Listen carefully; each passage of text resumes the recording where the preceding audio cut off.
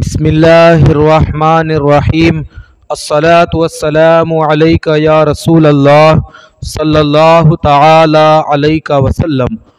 حضور اکرم صلی اللہ علیہ وآلہ وسلم غار ثور میں 3 دن تک تشریف فرما تھے۔ بہرحال چوتھے دن حضور صلی اللہ علیہ وآلہ وسلم یکم ربیع الاول دوشنبہ کے دن غار ثور سے باہر تشریف لائے۔ عبداللہ بن اریقط، جس کو رہنمائی کے لیے کرائے پر حضور صلی اللہ علیہ وآلہ وسلم نے نوکر رکھ لیا تھا، وہ قرارداد کے مطابق 2 اونٹنیاں لے کر غار ثور پر حاضر تھا۔ حضور صلی اللہ علیہ وآلہ وسلم اپنی اونٹنی پر سوار ہوئے اور ایک اونٹنی پر حضرت ابو بکر صدیق رضی اللہ تعالیٰ عنہ اور حضرت عامر بن فہیرہ رضی اللہ عنہ بیٹھے، اور عبداللہ بن اریقط آگے آگے پیدل چلنے لگا اور عام راستے سے ہٹ کر ساحل سمندر کے غیر معروف راستوں سے سفر شروع کر دیا۔ ادھر اہل مکہ نے اشتہار دے دیا تھا کہ جو شخص محمد صلی اللہ علیہ وآلہ وسلم کو گرفتار کر کے لائے گا اس کو 100 اونٹ انعام ملے گا۔ اس گراں قدر انعام کے لالچ میں بہت سے لالچی لوگوں نے حضور صلی اللہ علیہ وآلہ وسلم کی تلاش شروع کر دی، اور کچھ لوگ تو منزلوں دور تک تعاقب میں گئے۔ معبد کی بکری دوسرے روز مقام قدید میں معبد عاتکہ بنت خالد خزاعیہ کے مکان پر آپ کا گزر ہوا۔ معبد ایک ضعیفہ عورت تھی جو اپنے خیمہ کے صحن میں بیٹھی رہا کرتی تھی اور مسافروں کو کھانا پانی دیا کرتی تھی۔ حضور علیہ الصلاۃ والسلام نے اس سے کچھ کھانا خریدنے کا قصد کیا، مگر اس کے پاس کوئی چیز موجود نہ تھی۔ حضور صلی اللہ علیہ وآلہ وسلم نے دیکھا کہ اس کے خیمے کے ایک جانب ایک بہت ہی لاغر بکری ہے۔ دریافت فرمایا، کیا یہ دودھ دیتی ہے؟ معبد نے کہا کہ نہیں۔ آپ نے فرمایا کہ اگر تم اجازت دو تو میں اس کا دودھ دوہ لوں۔ معبد نے اجازت دے دی، اور آپ نے بسم اللہ پڑھ کر جو اس کے تھن کو ہاتھ لگایا تو اس کا تھن دودھ سے بھر گیا، اور اتنا دودھ نکلا کہ سب لوگ سیراب ہو گئے۔ سبحان اللہ! اور معبد کے تمام برتن دودھ سے بھر گئے۔ یہ معجزہ دیکھ کر معبد اور ان کے خاوند دونوں مشرف اسلام ہو گئے۔ سبحان اللہ!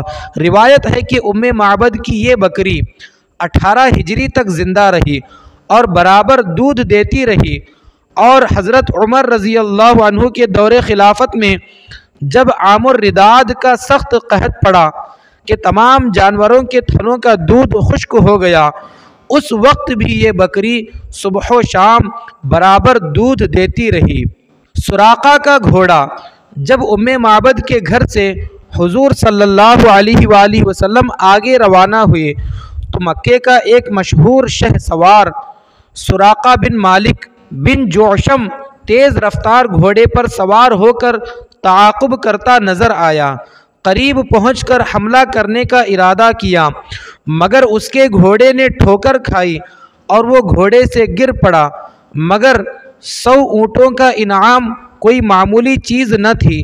انعام کے لالچ نے اسے دوبارہ ابھارا اور وہ حملے کی نیت سے آگے بڑھا تو حضور صلی اللہ علیہ وآلہ وسلم کی دعا سے پتھریلی زمین میں اس کے گھوڑے کا پاؤں گھٹنوں تک زمین میں دھس گیا۔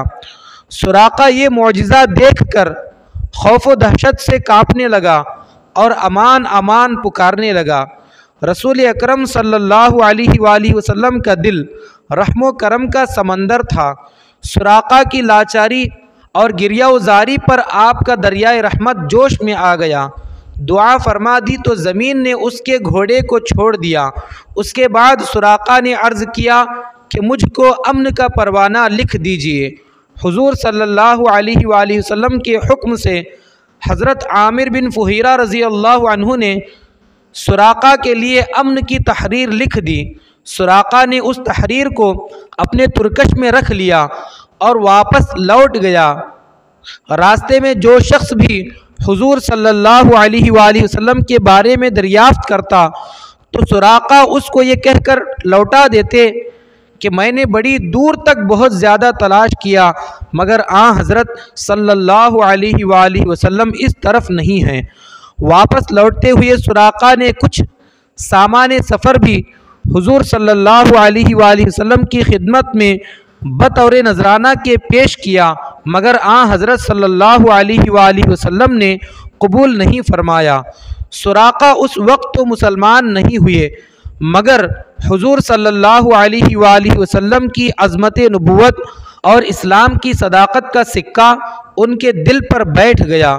جب حضور صلی اللہ علیہ وآلہ وسلم نے فتح مکہ اور جنگ طائف و حنین سے فارغ ہو کر جعرانہ میں پڑاؤ کیا تو سراقہ اسی پروانہ امن کو لے کر بارگاہ نبوت میں حاضر ہو گئے اور اپنے قبیلے کی بہت بڑی جماعت کے ساتھ اسلام قبول کر لیا۔ واضح رہے کہ یہ وہی سراقہ بن مالک رضی اللہ عنہ ہیں جن کے بارے میں حضور صلی اللہ علیہ وآلہ وسلم نے اپنے علم غیب سے غیب کی خبر دیتے ہوئے یہ ارشاد فرمایا تھا کہ اے سراقہ تیرا کیا حال ہوگا جب تجھ کو ملک فارس کے بادشاہ کسریٰ کے دونوں کنگن پہنائے جائیں گے۔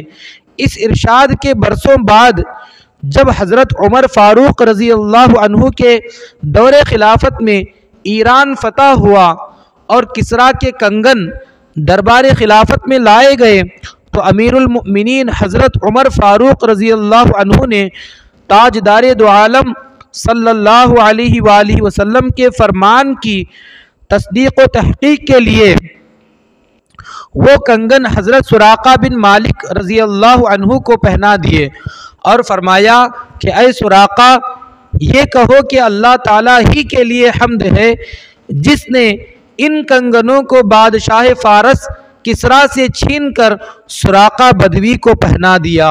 سبحان اللہ۔